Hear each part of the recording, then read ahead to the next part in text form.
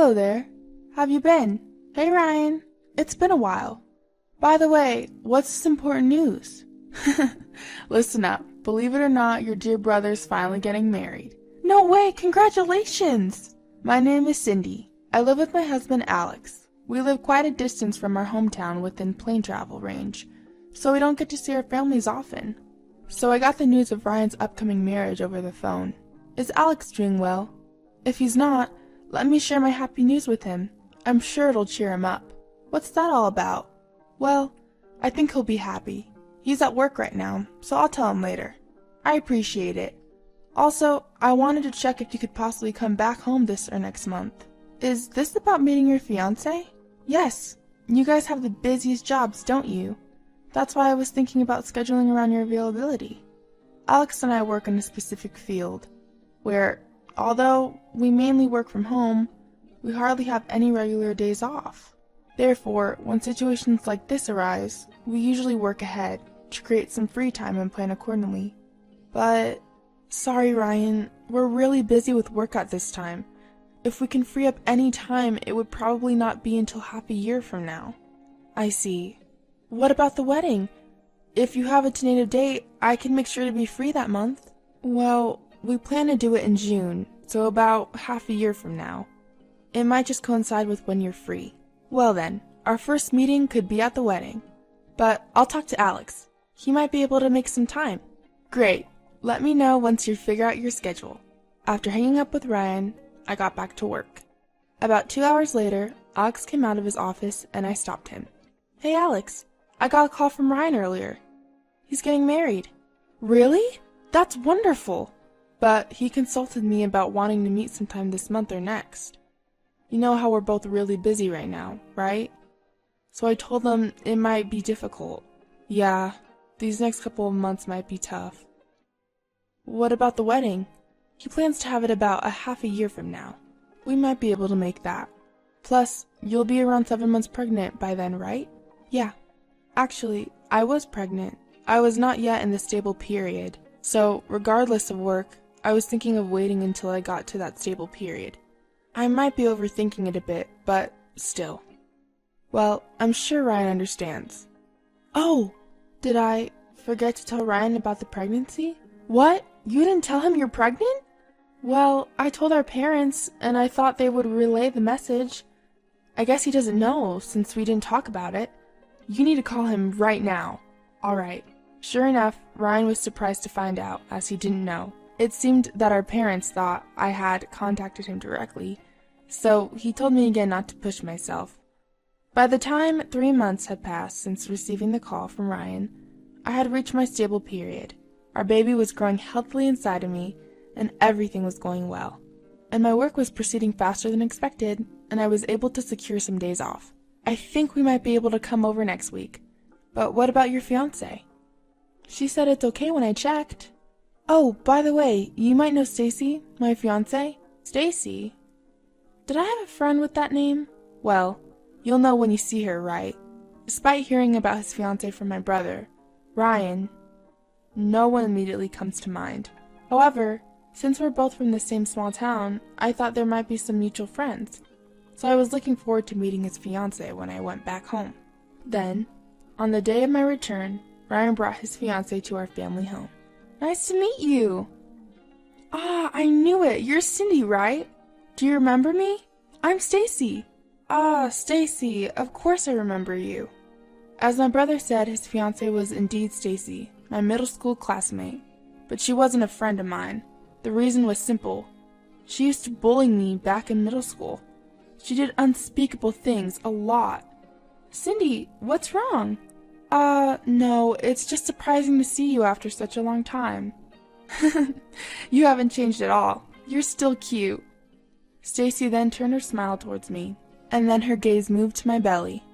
By the way, you're pregnant, aren't you? Congratulations! Can I touch your belly? Yeah? Stacy gently stroked my belly. I suddenly felt a chill run down my spine.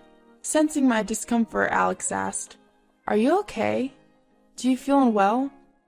Why don't you lie down a bit? Are you okay? Yeah, sorry, I'll go lie down for a bit. I stood up and went to lie down on the bed upstairs. After about half an hour, I felt a bit better, so I decided to go back to the living room. There, I heard Stacy talking about me. Cindy was so cute in middle school, and she was really popular. She was popular? Alex will be jealous. Please stop it, Bill. I don't care about the past. But I'm glad Cindy is Ryan's sister. It's refreshing to have a classmate become a relative. The living room had a great atmosphere, but just hearing Stacy's voice made me irritated. Maybe I should just spill everything. Like the fact that I was never called cute, and what they used to call me back then. But seeing Ryan's happy face, I didn't want to say anything. Ah, Sydney, are you okay? Stacy, who noticed me entering the living room, quickly stood up and came over to me. Aw, sorry for making you worry. I'm fine now, thanks. I'm sorry too for not noticing. I've never seen this side of Stacy. That's why I decided to think that Stacy had also changed as she'd grown up. I didn't feel the need to make a scene here. A month passed, and Ryan and Stacy's wedding was just a week away. Alex and I managed to adjust our schedule so we could attend. My health was fine, and I had no problem flying. Then one night, I got an unexpected message. Aw, sorry for calling so late. I got your number from Ryan. Ah, I see. So, what's up? I just wanted to check something. Your husband Alex, he's not there, is he? I'd prefer if we could have a two-person conversation, if possible.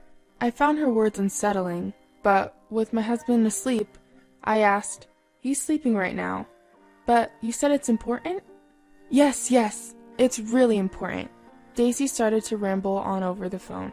You know, I really think you shouldn't attend our wedding. Wait, why not? You're not feeling well, right? So, I'm saying you should take it easy. Anyway, that's what I think. Hold on. We were just talking about me going home already. I'm feeling better now. You can't just spring this on me all of a sudden, huh? What? You're not feeling well? Right.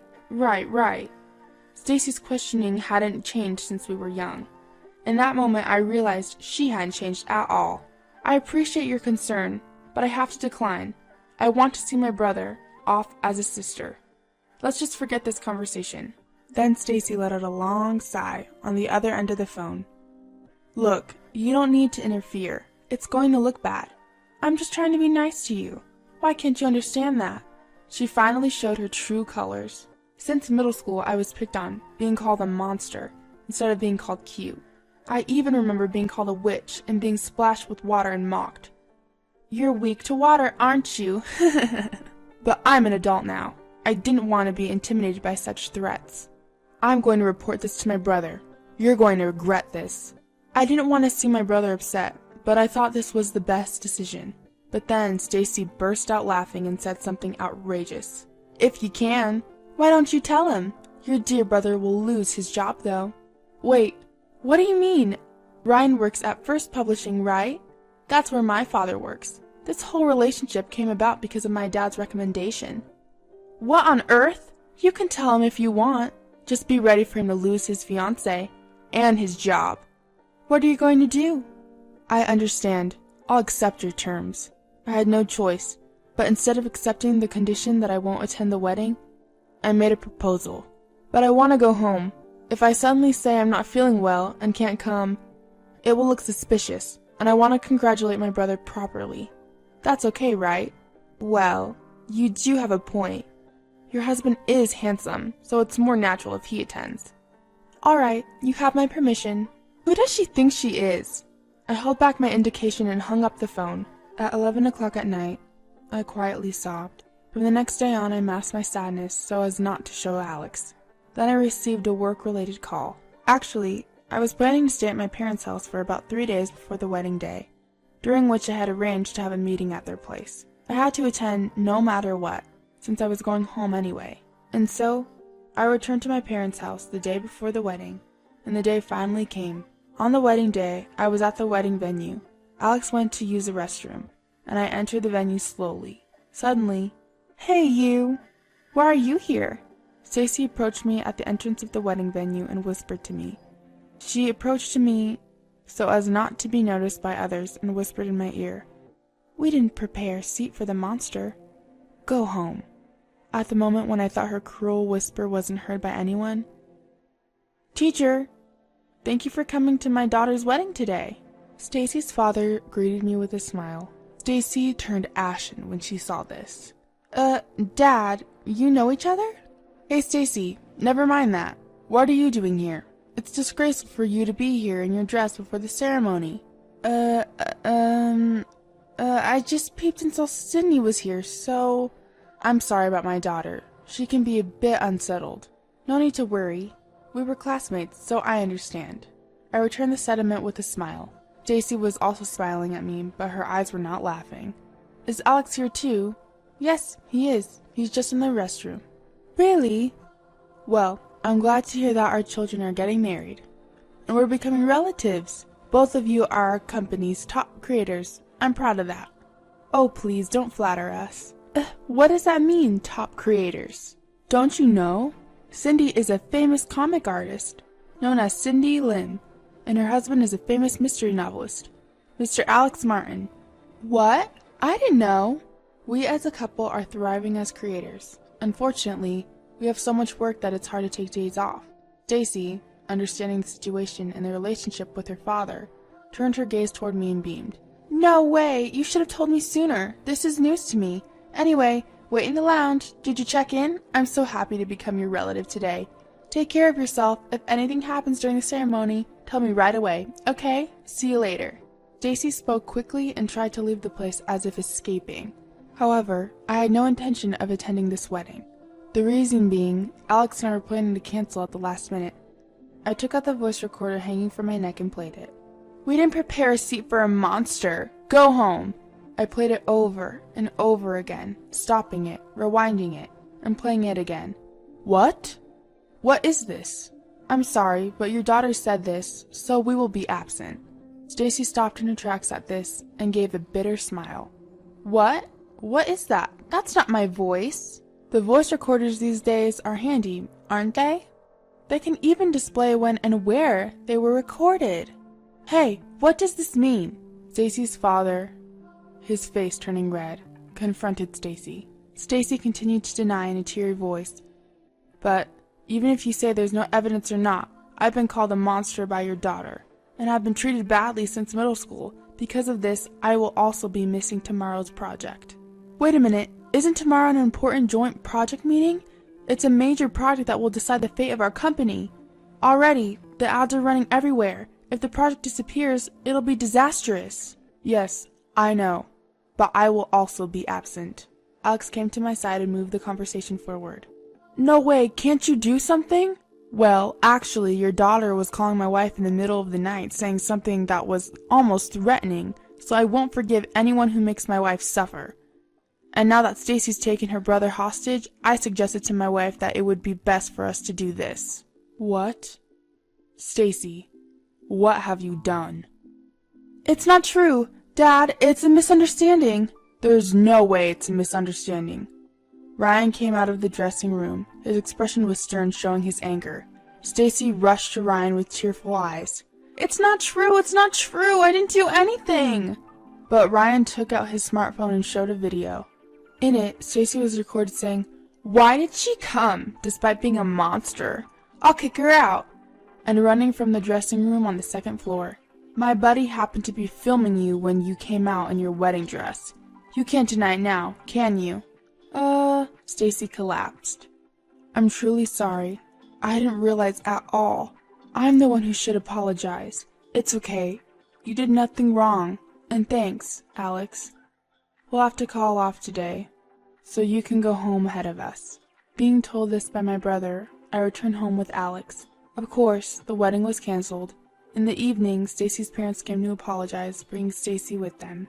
Naturally, because my brother was involved, the project is to be continued as expected. Work is work. I always thought personal matters didn't matter, and then Stacy was disowned by her parents. The punishment for using her father's name to scrape the project was severe, they said. Originally, Stacy had secured a contract job through her father's connections, but she resigned after receiving cold treatment, and she's now job hunting. Of course, she has to pay for the wedding cancellation fees and compensation, so she's scraping by with a part-time job now. Meanwhile, my brother continues to enjoy his work. He said he was done with marriage, But half a year later, I got a proud text that he'd fallen in love with my assistant. Of course, she's a really nice person, but as a sister, I'm a bit taken aback by his quick turnaround. Well, as long as he's happy, that's all that matters.